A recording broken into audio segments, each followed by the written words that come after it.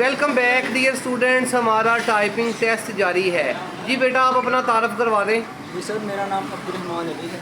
बेटा, आपका पहला टेस्ट है। जी सर। अच्छा, एक क्वेश्चन आपसे पूछना है। आप हमें ये बताएं कि MS वर्ड को किस कंपनी ने बनाया है? Sir Microsoft. माइक्रोसॉफ्ट कंपनी ने। वेरी गुड, शाबाश। ठीक है जी, स्टार्ट करें।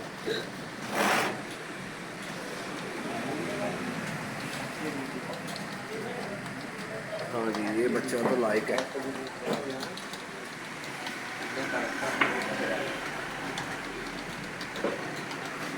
सॉरी, ठीक है बस।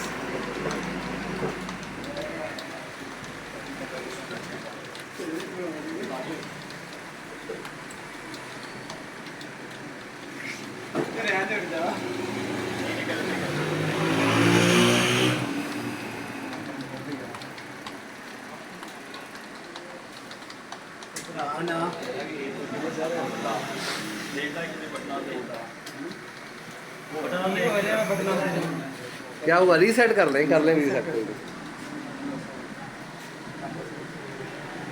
यस यस यस, लिख दें फटाफट, शाबाश।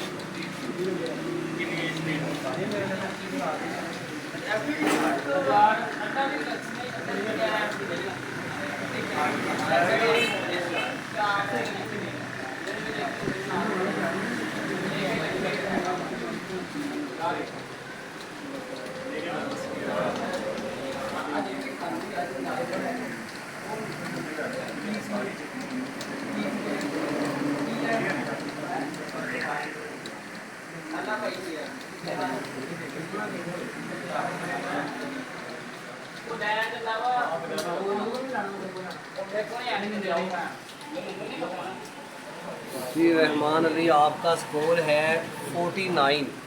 ओहो बेटा, ये एक स्कोर अगर ज़्यादा होता तो फिर आपका स्कोर पूरा 25/25 होता, लेकिन चूँकि 50 से कम है तो लिहाजा अभी आपको 25 में से 20 नंबर दिए जा रहे हैं। ठीक है, शाबाश जी, अच्छा स्कोर है, वेरी गुड।